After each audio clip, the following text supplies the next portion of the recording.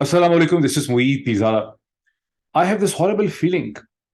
मुझे लग रहा है गुज़िश्ता 24 घंटे के जो वाक़यात हुए हैं उससे पिछले जो 2 दिन के वाक़यात की जो सीक्वेंस है, जिस तरह से वाक़यात रूनुमा हुए हैं, जिस तेज़ी से हुए हैं, जितनी स्मूथली हुए हैं, उन्हें देख के मुझे ये हॉरिबल फीलिंग ख़्याल आ रहा है। मुझे लग रहा है ये मेरा एनालिसिस है, और अल्लाह करे कि मेरा ये एनालिसिस बिल्कुल गलत साबित हो, मेरा इसके जो डॉट कनेक्टिंग है वो बिल्कुल गलत साबित हो जाए। लेकिन मुझे लग रहा है कि पाकिस्तान की इस्टेब्लिशमेंट ने एज ऑफ नाउ एक फर्म माइंड बनाया है कि पाकिस्तान में 2023 के अंदर इंतखाबात नहीं होने देने। और हो सकता है कि इसमें अगर कोई कंडीशनैलिटी आप रख लें इफ एंड बट की, तो वही हो सकती है कि या तो उनकी इमरान खान की कोई किसी तरह से पॉलिटिकल या फिजिकल एलिमिनेशन अगर इसके दरमियान में हो जाए, या ये कि इमरान खान के साथ कोई ऐसी सुलह हो जाए, कोई ऐसा इमरान खान ऐसे तौबा तायब हो जाएं, माफ़ी मांग लें और मिलिट्री इस्टेब्लिशमेंट की टर्म्स एंड कंडीशन के ऊपर दोबारा पावर में आने के लिए तैयार हों। ये भी बड़ी एक बहुत बड़ा इफ एंड बट है इसके अंदर। तो उस सूरत में शायद इलेक्शन हो सकते हो। शॉर्ट ऑफ दैट पाकिस्तान में कोई इलेक्शन करवाने का मूड जो है वो नज़र नहीं आ रहा। And as I will explain, आपको थोड़ा सा बेहतर इसका अंदाज़ा हो सकेगा। अब ये कैसी सूरत हाल है, ये जो मैं एनालिसिस में कह रहा हूँ कि अगर ये माइंड बना लिया गया है, तो जाहिर है कि इस स्टेज के ऊपर मार्च 2023 के अंदर इसका अलल ऐलान इजहार जो है वो नहीं किया जा सकता, इसको माना नहीं जा सकता। इसके लिए वक्त चाहिए, इसके लिए एक ऑप्टिक्स और एक फजा जो है वो हमवार करनी। लेकिन वो जो फजा है वो हमवार करने का प्रोसेस स्टेप बाय स्टेप चल रहा है। अगर आप देखें अप्रैल 2022 से अब तक के जो 12 माह गुजर चुके हैं, मार्च अप्रैल से, तो आपने देखा कि जो रेजीम चेंजर्स हैं उनके बयानिए में, उनके नैरेटिव के अंदर, उनके आर्गुमेंट्स में, उनकी जो मुख्तलिफ एक्सक्यूजेस हैं, जो मुख्तलिफ एक्सप्लेनेशंस हैं कि हुकूमत क्यों गिराई गई, इलेक्शन कब होंगे, मसाइल किस किस्म के हैं, IMF का क्या होगा, बजट का क्या होगा, मुख्तलिफ चीज़ों के हवाले से जो मुख्तलिफ एक्सप्लेनेशन दी गई हैं, वो सिर्फ और सिर्फ वक्त और टाइम बाय करने के लिए दी गई हैं। उनमें सिर्फ एक कांस्टेंट आपको नजर आता है स्टार्टिंग फ्रॉम अप्रैल 2022 से अब तक, वही है कि इमरान खान को, उसकी पार्टी को ताकत से बाहर रखना है। और वो गोल जो है वो अचीव नहीं हो पा रहा। आवाम की बहुत ही बड़ी तादाद जो है, शायद 75% या 80% जो है, वो इमरान खान को निजात दहिंदा देखती है, उसको एक फ्यूचर लीडर देखती है। और ये एक ऐसी सूरत हाल है जो पाकिस्तान का जो सिविल मिलिट्री ब्यूरोक्रेसी और ढांचा है इस वक्त है इस्टेब्लिशमेंट का, लग ये रहा है कि उसको ये सूरत हाल काबिल कबूल नहीं। अब गुज़िश्ता 48 और 72 घंटों में क्या हुआ, और खास करके गुज़िश्ता 24 घंटों में क्या हुआ। रात को ऑलमोस्ट 12 बजे के करीब, आधी रात के करीब, सुप्रीम कोर्ट की प्रोसीडिंग खत्म हुए कई घंटों के बाद इलेक्शन कमीशन ऑफ पाकिस्तान ने एक नोटिफिकेशन किया जिसमें खैबर पख्तूनख्वा में इलेक्शन की तारीख 8 अक्टूबर दे दी गई। अब ये सही है कि गवर्नर खैबर पख्तूनख्वा ने 8 अक्टूबर की तजवीज़ एक दो दिन पहले दी थी, क्योंकि इससे पहले उन्होंने 28 मई की तारीख भी दी थी। लेकिन ये बात इसलिए बहुत इंटरेस्टिंग है, बहुत अजीब है। नोटिफिकेशन तो इलेक्शन कमीशन ऑफ पाकिस्तान ने जो इशू किया है, वो इशू तो किया जाके 30 मार्च के ऑलमोस्ट सुबह के करीब, यानी रात के 12 बजे 29 मार्च को। लेकिन उसके ऊपर जो तारीख लिखी गई है वो 27 मार्च की लिखी गई। तो 27 मार्च से अगर वो लिखा हुआ था तो फिर 27 को ही सुप्रीम कोर्ट ऑफ पाकिस्तान ने हियरिंग शुरू की है, मंडे के दिन 27, फिर ट्यूसडे 28, वेडनेसडे 29। तो 29 की रात को उसको क्यों निकाला गया है, उसके ऊपर 27 तारीख क्यों लिखी गई है? क्या 27 तारीख लिखने की ये कानूनी वजह है कि ये एक डिफेंस खड़ा किया गया है कि ये डिसीजन पहले हो चुका था, सुप्रीम कोर्ट ऑफ पाकिस्तान के की जो प्रोसीडिंग शुरू हुई है उससे पहले ये डिसीजन हो चुका था? क्या ये आर्गुमेंट है? मेरी किसी कॉन्स्टिट्यूशनल या लीगल एक्सपर्ट से इस हवाले से बात नहीं हो सकी, लेकिन ऑलमोस्ट 30 मार्च की मॉर्निंग में 27 मार्च का नोटिफिकेशन इशू करने की कोई ना कोई क्लियर कट कानूनी वजह तो जरूर होगी। अब इसको जहन में रखें कि इस वक्त सुप्रीम कोर्ट ऑफ पाकिस्तान के अंदर 5 member bench being led by the chief justice of Pakistan जनाब ऑनरेबल उमर अता बंदयाल साहब एक पिटिशन सुन रहा है, जो उन्होंने मंडे की मॉर्निंग में सुननी शुरू की है, जो तहरीक इंसाफ की पिटिशन है, जिससे सुप्रीम कोर्ट की जो ओरिजिनल जुरिस्डिक्शन है, जिसके तहत सो मोटो नोटिस लिए जाते हैं 184/3 184/3, उसके तहत ये केस सुना जा रहा है। और ये केस खालिस्तान प्योरली सुना जा रहा है इलेक्शन कमीशन ऑफ पाकिस्तान की का जो फैसला था 22 मार्च का, जहां उन्होंने नोटिफिकेशन किया पंजाब में 8 अक्टूबर की उन्होंने तारीख दे दी। तो उस केस को सुना जा रहा है, यानी ये मसला कि क्या, और वहां सवाल ही 3 दिन से ये उठ रहा है और आज पूरा दिन वहां पर यही बहस होती रही कि क्या इलेक्शन कमीशन ऑफ पाकिस्तान जो है وہ خود سے ایک تاریخ دے سکتا ہے. کیا مطلب اس نے جو 8 اکتوبر کی تاریخ دے دی ہے جبکہ پہلے دی تھی 30 اپریل کی تاریخ, تو کیا اس کے بعد وہ 8 اکتوبر کی تاریخ دے سکتا ہے کہ نہیں دے سکتا؟ اور ساری بحث جو ہے اس نقطے کے اوپر ہو رہی ہے کہ الیکشن کب ہوں گے, کیسے یہ تاریخ دے دی. اس ٹائم یعنی اسی درمیان میں جب الیکشن کمیشن ایک مسئلہ انڈر کنسیڈریشن ہے, اس کو قانونی طور پہ ایگزامن کیا جا رہا ہے, وہ عدالت عظمیٰ کے سامنے ہے, سپریم کورٹ کے سامنے, اور الیکشن کمیشن آدھی رات کو اس کی تاریخ جو ہے وہ دے دیتا ہے 8 اکتوبر کی, تو it is a very meaningful action gesture. شاید یہ اوپنلی کنٹمپٹ آف کورٹ بھی ہے, لیکن اگر یہ جو کچھ بھی ہے, اس فیصلے کو کروانے والی جو طاقت ہے اس نے سپریم کورٹ آف پاکستان کو ایک شٹ اپ کال دی ہے. سپریم کورٹ آف پاکستان کو سنپ کیا گیا ہے, سپریم کورٹ آف پاکستان کے منہ پہ تپاچا مارا گیا ہے. سپریم کورٹ آف پاکستان کو بیسکلی طور پر یہ پیغام دیا گیا ہے کہ آپ میٹر نہیں کرتے, جسے کہتے ہیں کچھ کر لو جو کرنا ہے, ہم تو وہی کریں گے جو ہم نے کرنا ہے. یہ اس وقت عدالت عظمیٰ کو پیغام بھی دیا گیا ہے. عدالت عظمیٰ کو اس کی حیثیت جو ہے بتانے کی کوشش کی گئی ہے. اس کو کوئی سٹل بھی آپ نہیں کہہ سکتے, یہ خاصے روڈ طریقے سے بتایا گیا. اگر ایک ڈیولپمنٹ یہ ہے تو دوسری ڈیولپمنٹ وہ ہے جو آج ہی کے دن کے اندر پاکستان کی نیشنل اسمبلی میں جو ایک دن پہلے بل رکھا گیا تھا. اچھا, وہ بل بھی بہت انٹرسٹنگ تھا, بیکاز اس بل سے صرف ایک دن پہلے ایک 2 ممبر بینچ کا جو 1 مارچ کا ڈسینٹنگ نوٹ ہے 28 پیج کا, جس کو جسٹس منصور علی شاہ صاحب نے لکھا ہے, وہ منظر عام پہ آتا ہے. 27 تاریخ کی رات کو منظر عام پہ آتا ہے, حالانکہ اس کو پہلے آ جانا چاہیے تھا, لیکن جب منظر عام پہ آتا ہے تو اس کے فوراً بعد دھوڑم وزارت قانون جو ہے اپنی ایک سمری پروڈیوس کرتی ہے ایک نیا بل لانے کے لیے. اور مریم نواز ہوں یا شہباز شریف ہوں یا لا منسٹر جناب اعظم نذیر تارڑ صاحب ہوں یا اور بہت سے PMLN کے لوگ, سبھی کیپٹلائز کرتے ہیں جسٹس منصور علی شاہ صاحب کے اس فیصلے کے اوپر, اس ڈسینٹنگ نوٹ پہ. وہ ڈسینٹنگ نوٹ مور اور لیس بیسس بنتا ہے لا منسٹری کی جو سمری پریپیئر ہوتی ہے. دھوڑم لا منسٹری کی سمری پہ فوری طور پہ وہ کیبنٹ کے پاس پہنچتی ہے, کیبنٹ اس کے اوپر سائن کرتی ہے, وہاں سے کیبنٹ سے اڑ کے وہ پر لگ کے پہنچتی ہے نیشنل اسمبلی کے اسپیکر کے سامنے. وہاں راجہ پرویز اشرف صاحب اس کو ایک اسٹینڈنگ کمیٹی کے سامنے رکھتے ہیں لا کی, اور وہیں سے وہ آج اسٹینڈنگ کمیٹی اس کو پاس کرتی ہے, پارلیمنٹ اور نیشنل اسمبلی کا اس کو اپروول ملتا ہے ٹھک ٹھک ٹھک ٹھک ٹھک کر کے, اور وہ قانون بن جاتا ہے. اس قانون کے تحت بیسکلی قانون ہے, یہ لا ہے, یہ کانسٹیٹیوشنل امینڈمنٹ نہیں ہے. اس حکومت کے پاس اتنی میجورٹی نہیں ہے کہ یہ کانسٹیٹیوشنل امینڈمنٹ کر سکیں, اور اس کے حوالے سے بھی ایک بہت بڑی بحث ہے کہ کیا اس قسم کی چیز محض قانون کے ذریعے سپریم کورٹ کے لاس کو بدلا جا سکتا ہے. لیکن بہرحال لا منسٹر کا یہ خیال ہے کہ بدلا جا سکتا ہے, اس میں کوئی حرج نہیں ہے, اور یہ بالکل صحیح طریقے سے ہوا ہے. بہرحال اس لا میں چیف جسٹس آف پاکستان کو یہ بتایا جاتا ہے, میسج دیا جاتا ہے کہ ان کی جو سو موٹو لینے کی پاور ہے وہ ڈائلیوٹ کر دی گئی ہے. وہ سو موٹو نوٹس جو ہے وہ اب 3 جو سینئر موسٹ جج ہوں گے, chief justice plus 2 senior most جج. ذہن میں رہیے کہ سینئر پیونی جج جو ہے وہ قاضی فائز عیسیٰ صاحب ہیں, جو اس وقت ان کا بہت الحاق نظر آتا ہے, ایک طرف پاکستان کی اسٹیبلشمنٹ کے ساتھ, دوسری طرف PMLN کے ساتھ. پاکستان کی اسٹیبلشمنٹ کا پوائنٹ اس لحاظ سے بہت امپورٹنٹ ہے کہ میں بہت سے لوگوں کو ملتا ہوں جو چونکہ قاضی فائز عیسیٰ صاحب نے اپنا ایک بڑا لیفٹ آف دا سینٹر, بڑا پرو ڈیولپمنٹ, پرو ہیومینٹی, اس قسم کا ایک امپریشن انہوں نے جنریٹ کیا. پڑھے لکھے آدمی ہیں, اچھے مطلب ان کا ایک بیک گراؤنڈ ہے.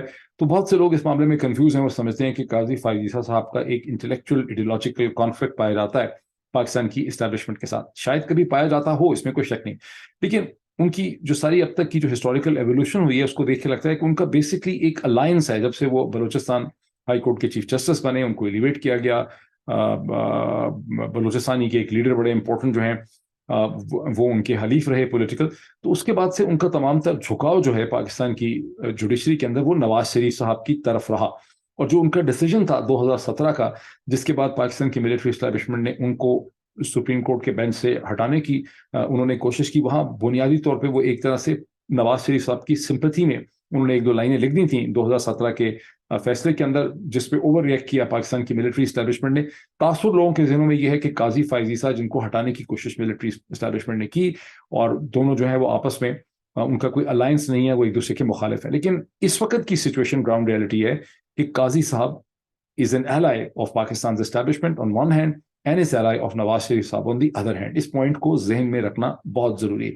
سو بہرحال قاضی فائز عیسیٰ صاحب جو ہے وہ سینئر پیونی جج ہیں, اور جو نیشنل اسمبلی نے امینڈمنٹ کی ہے, جو نیا قانون بنایا ہے, اس کے تحت سپریم کورٹ کے چیف جسٹس کی سو موٹو پاس جو ہیں ان کو کلپ کرنے کی بات کی گئی ہے, اور وہاں پہ ایک رائٹ آف اپیل دیا گیا.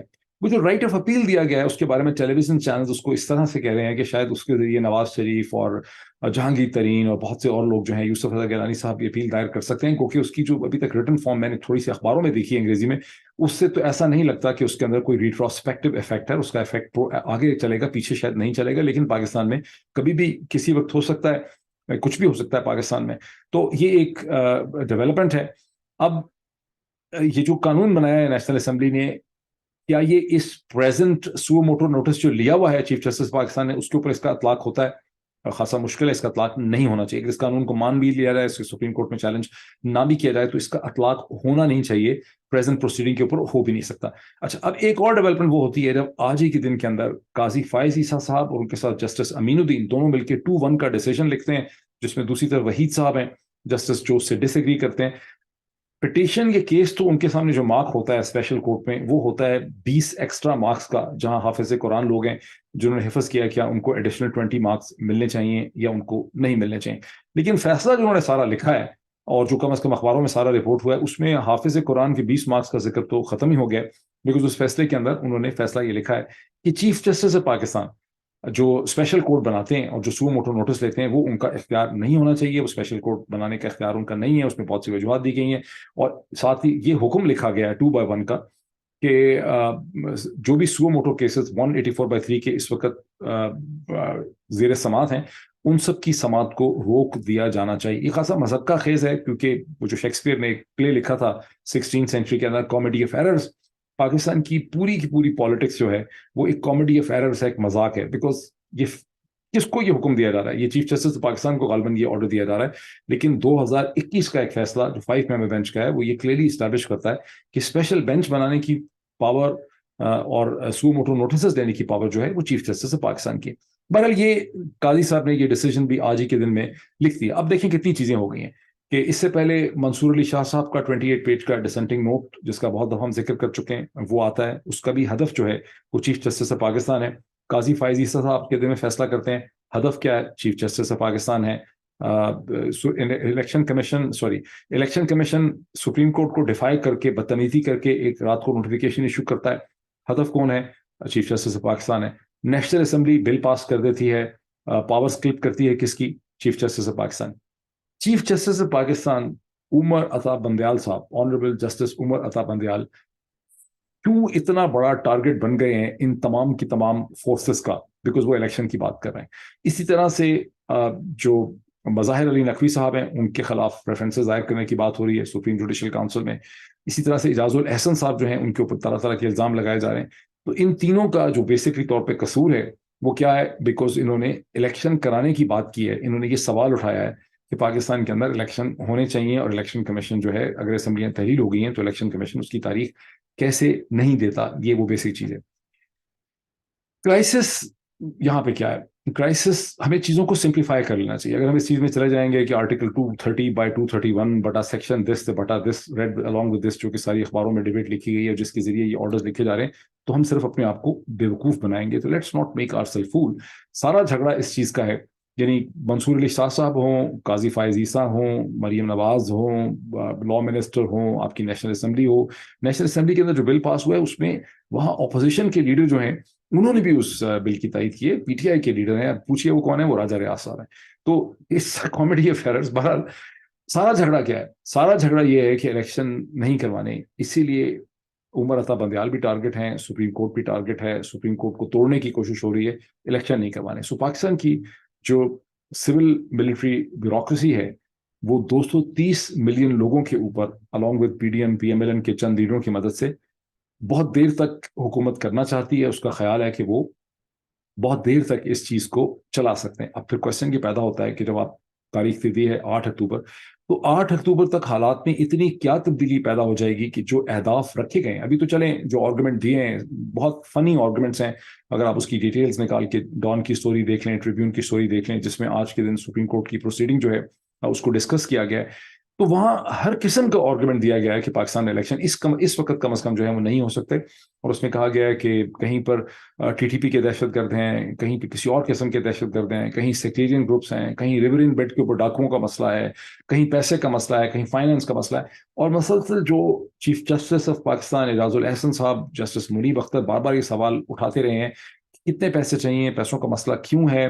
اور اسی حساب سے کل کے دن سیکرٹری جو ڈیفینس اور سیکرٹری انٹیریئر کو چیف جسٹس نے بلا لیا ہے ان سے سمجھنے کے لیے کہ لا اینڈ آرڈر کی سچویشن کتنی گمبھیر ہے. اور اس لحاظ سے بہت ہی تیکھے، بڑے پریسائز، بہت انٹیلیجنٹ کوسچن جو ہیں وہ سینئر موسٹ ججز نے وہاں پہ اٹھائے ہیں، مائنس جسٹس مندوخیل صاحب، جو مسلسل وہاں یہ کہتے رہے ہیں کہ جو آرڈر تھا 1 مارچ کا وہ تو آرڈر تھا ہی نہیں. انفیکٹ خاصی مذکہ خیز صورتحال تھی جب جو الیکشن کمیشن کے وکیل ہیں سواتی صاحب، وہ یہ کہتے رہے کہ ہم نے تو 1 مارچ کے آرڈر کے اوپر ہی ریلائی کیا ہے، اور مندوخیل صاحب ان کو کہتے رہے کہ تم نے کیوں ریلائی کیا ہے، وہ آرڈر تو آرڈر تھا ہی نہیں، میرے سامنے وہ آرڈر لایا جائے، میں دیکھنا چاہتا ہوں کہ اس پہ کس کس نے سائن کیے.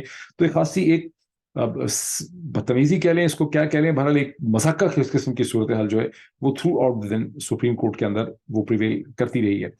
اور یہ سارے آرگومنٹس دیے گئے کہ الیکشن جو ہے نہیں ہو سکتے. اور سینئر جج صاحبان کی طرف سے بار بار یہ پوچھا گیا ہے کہ آپ ہمیں یہ بتا دیں کہ کیا ہم 8، یہ بہت بہت امپورٹنٹ ہے، کیا آپ ہمیں یہ کہہ رہے ہیں کہ 8 اکتوبر کی تاریخ کے اوپر سپریم کورٹ اپنی مہر کو ثبت کر دے؟ کیا ہم 8 اکتوبر کی الیکشن کی تاریخ کو لاک کر دیں؟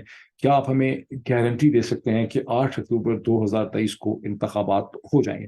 پبلکلی کیا کہا جا رہا ہے؟ پبلکلی کہا جا رہا ہے کہ نیشنل اسمبلی اور پروونشل اسمبلی کے انتخابات ایک وقت میں ہونے چاہیے، پنجاب اور کے پی کے انتخابات ایک وقت میں ہونے چاہیے. مریم نواز صاحبہ نے بھی بہت بڑا حملہ کیا چیف جسٹس کے اوپر قصور میں، وہاں بھی ان کا ہدف چیف جسٹس آف پاکستانی تھے. یہ بھی ذہن میں رکھیے کہ بہت ہفتے پہلے، میں نے چند ہفتے پہلے آپ کو بتایا بھی تھا ایک ویلاگ میں، کہ مریم نواز صاحبہ نے ایک رشتہ دار جو ہیں چیف جسٹس کے، ان کی مدد سے چیف جسٹس آف پاکستان سے، مجھے سورسز نے بتایا، ملاقات کی، جہاں مریم نواز نے انہیں بہت زور دے کے کہا تھا کہ آپ یہ الیکشن کا معاملہ نہ اٹھائیے اور جب تک کہ آپ ریٹائر نہیں ہو جاتے. تو چیف جسٹس پاکستان نے بہرحال ان کی بات کو سنی کر دیا. انہوں نے ریٹائر ہونا ہے 16 سپتمبر کو. اس کے بعد قاضی فائز عیسیٰ صاحب نے چیف جسٹس پاکستان بننا. یہ پوائنٹ بھی بہت زیادہ امپورٹنٹ ہے. 2 پوائنٹ بہت امپورٹنٹ ہے. چیف جسٹس کا الیکشن کمیشن سے بار بار یہ پوچھنا کہ کیا 8 اکتوبر کی تاریخ فائنل ہے، کیا اس کے اوپر ہم اپنی مہر ثبت کر دیں، اس کو ہم فائنل سمجھ لیں، کیا اس کے پیچھے سپریم کورٹ پاکستان اس تاریخ پہ کھڑی ہو جائے. کیونکہ لگ یہ رہا ہے چیف الیکشن، کیونکہ اس کے علاوہ جج صاحبان یہ بھی بار بار پوچھ رہے ہیں کہ بھئی آخر 8 اکتوبر تک حالات میں ایسی کیا تبدیلی ہو جائے گی، فائنانس میں کیا تبدیلی ہو جائے گی، لا اینڈ آرڈر میں کیا تبدیلی ہو جائے گی، دہشت گردی میں کیا تبدیلی ہو جائے گی. کیسے ہم یہ مان لیں کہ 8 اکتوبر کے اندر حالات اتنے بدل چکے ہوں گے کہ الیکشن واقعی طور پہ ہو جائے گا. اور الیکشن کمیشن کے جو وکیل صاحب ہیں انہوں نے کوئی اس کا کیٹیگوریکلی بلیک اینڈ وائٹ جواب نہیں دیا. انہوں نے کہا میں پوچھ کے بتاؤں گا. ہر وہ چیز جو پوچھی جاتی ہے عدالت کی طرف سے، جو ایک بلیک اینڈ وائٹ جس کا جواب عدالت کو چاہیے ہوتا ہے، اس کے جواب میں آگے سے کہا جاتا ہے کہ ہم یہ چیز پوچھ لیں گے، یہ چیز ہم چیک کریں گے، پھر ہم آ کے بتائیں گے اور اوپینین لے کر ہم آپ کو کنسلٹ کر کے بتائیں گے. کلیئرلی اگر آپ اس پروسیڈنگ کو غور سے دیکھیں تو آپ کو پتہ چلتا ہے کہ سپریم کورٹ پاکستان کو یہ بابر کروا دیا گیا ہے by shipping all these optics کہ بھائی یہ 30 اپریل وغیرہ کی بات تو ختم ہو گئی ہے، 30 اپریل کو بھول جائیں، مئی کو بھی بھول جائیں، اب بات کریں اکتوبر کی. اور اس وقت جو چیف جسٹس آف پاکستان ہے، جنہوں نے خود ریٹائر ہو جانا ہے آن 16 سپٹمبر، ان کے ذہن میں میرا خیال ہے جو سب سے بڑا چیلنج ہے وہ یہ ہے کہ کیا میری لیگیسی میں یہ ہے کہ میں جاتے جاتے 2023 کے انتخابات پاکستان میں اس کی راہ ہموار کر کے گیا ہوں، یہ نہیں ہموار کر کے گیا ہوں. یہ وہی چیف جسٹس اور ان کے سینئر ججز ہیں جن کو استعمال کیا گیا اپریل 2022 کے اندر ایک ٹیکنیکل پوائنٹ کے اندر. اس وقت کی ایک الیکٹڈ لیجیٹیمیٹ گورنمنٹ جس کے پاس 155 لوگ تھے اسمبلی کے اندر، جو اکانومی کو ایک بہتری کی طرف لے کے جا رہی تھی، جو آئی ایم ایف کے ساتھ بہت مشکل نیگوسیشنز کر رہی تھی، اگر اس کو نہ ہٹایا جاتا تو شاید اگلے 15 دن میں، 1 مہینے میں اس کی نیگوسیشن آئی ایم ایف سے کمپلیٹ ہو جاتی. اور یوں جو پروسیس چل رہا تھا پاکستان کی اکانومی کی ریکوری کا، جس کے اندر پاکستان کی ایکسپورٹس نے ٹریمینڈس اس میں اضافہ ہوا تھا، ایکسپورٹس میں اضافہ ہوا تھا. پاکستان کی کنسٹرکشن انڈسٹری اور ریئل اسٹیٹ مارکیٹ بہت بہتر پرفارم کر رہی تھی. پروڈکشن میں بہت زیادہ اضافہ تھا. ورکرز سارے امپلائڈ تھے. فیصل آباد، گجرانوالہ، کراچی، لاہور میں ورکرز کی کمی محسوس کی جا رہی تھی. اتنی زیادہ ڈیمانڈ تھی اس وقت پروڈکشن کی. اس حکومت کو گرانے کے لیے غیر قانونی طور پہ سازش کر کے اس میں سپریم کورٹ پاکستان کو، چیف جسٹس اور ادر ججز کو بھی استعمال کیا جنرل باجوہ نے. ایک سینس آف گلٹ جو ہے وہ چیف جسٹس کی پوری تھنکنگ کے اندر مجھے کم از کم نظر آتا ہے، میرا انالیسس ہے. اور وہ چاہتے ہیں کہ میں الیکشن کی طرف پاکستان کو لے جاؤں، اور وہ اس میں کنونس ہیں. وہ بارہا کہہ چکے ہیں کہ پاکستان کو الیکشن چاہیے، اس کے مسائل کا حل جو ہے وہ صرف الیکشن ہے. لیکن चाचा निजामुद्दीन जो है वो बिल्कुल भी इलेक्शन के लिए तैयार नहीं है, बिकॉज चाचा निजामुद्दीन को लगता है कि इलेक्शन के नतीजे में एक ऐसी हुकूमत, ऐसी पॉलिटिकल फोर्स अनलीश हो जाएगी, उसको लेजिटिमेसी मिल जाएगी जो इस्टेब्लिशमेंट का भी हिसाब किताब कर सकती है, प्रोटोकॉल, लॉज, चीज़ें तब्दील कर सकती है। और ये मसला पाकिस्तान आर्मी का बिल्कुल भी नहीं है, ये बहुत ही एक गलत फहमी है जिसमें लोग समझते हैं कि this is army versus civil. मैं दर्जनों दफ़ा कह चुका हूँ, यह मसला एक एलीट कैप्चर का है कि जो एलीट कैप्चर पॉलिटिक्स में नजर आता है वही एलीट कैप्चर इस वक्त मिलिट्री एस्टेब्लिशमेंट के टॉप के ऊपर भी हमें नजर आता है। और वही चीज हमें इस वक्त, यही कॉन्फ्लिक्ट हमें प्ले आउट करता हुआ नजर आ रहा है। सो चीफ जस्टिस को लग रहा है कि अगर मैं किसी तरह से अक्टूबर के इलेक्शंस को यकीनी बना दूं तो ये एक बहुत बड़ी अचीवमेंट होगी। लेकिन मुझे ये लग रहा है कि अक्टूबर के इलेक्शन कंटेंजेंट हैं इस चीज में कि या तो इमरान खान के साथ कोई डील हो जाए इस टाइम पीरियड में, या इमरान खान का पॉलिटिकल या फिजिकल एलिमिनेशन जो है हो जाए। शॉर्ट ऑफ दैट मुझे नहीं लग रहा कि कोई माइंड है कि हमें पाकिस्तान में इलेक्शन जो है वो करवाने। और गुज़िश्ता, अगर आप प्रेसिडेंट के सामने, ये बिल की भी बात हुई है, प्रेसिडेंट के पास बिल जाएगा असेंट के लिए, प्रेसिडेंट ने कहा कि मैं इसको रिव्यू करूंगा, रिव्यू करके मैं किसी फैसले के ऊपर पहुंचूंगा। और सो अब मैंने एनालिसिस तो आपको दे दिया। अब ये देखें, अब और चंद घंटों में जब सुप्रीम कोर्ट के सामने सेक्रेटरी डिफेंस और सेक्रेटरी इंटीरियर आएंगे, लॉ एंड ऑर्डर की सिचुएशन वगैरह प्रेजेंट करेंगे, फिर हम उसका दोबारा एनालिसिस कर लेंगे। हो सकता है उससे पहले मैं एनालिसिस करूँ मजीद थोड़ी सी तैयारी और रिसर्च करके। लेकिन अब तक की मेरी जो फीलिंग है, वो मेरी फीलिंग यही है कि अगर आप सीक्वेंस ऑफ इवेंट्स को देखें तो आपको लगता है कि इस्टेब्लिशमेंट सिर्फ टाइम बाय कर रही है। और जब काजी फायज ईसा साहब चीफ जस्टिस बन जाएंगे 16 सितंबर के बाद, तो नए आर्गूमेंट्स खड़े हो सकते हैं दहशतगर्दी के हवाले से, फाइनेंशियल सिचुएशन के हवाले से, लॉ एंड ऑर्डर के हवाले से, मुख्तलिफ चैलेंजेस के हवाले से। और उस वक्त हो सकता है एक नया आर्गूमेंट ये बिल्डअप हो जाए कि कम से कम 2 बरस के लिए पाकिस्तान के अंदर एक केयर टेकर इंटरम सेटअप होना चाहिए जो इकोनॉमी को और लॉ एंड ऑर्डर को ठीक करे। अभी इस स्टेज के ऊपर इस आर्गूमेंट को सेल नहीं किया जा सकता। इसकी डिजायर जरूर पाई जाती है, इसका जिक्र कई हफ्तों महीनों से होता रहा है। आपको याद होगा, आपके सामने भी मैंने बाज प्रोग्राम ऐसे किए हैं। लेकिन अभी अभी इसको कहा नहीं जा रहा। लेकिन माइंड कुछ ऐसा ही लग रहा है कि ये सूरत हाल है इस वक्त। Thank you.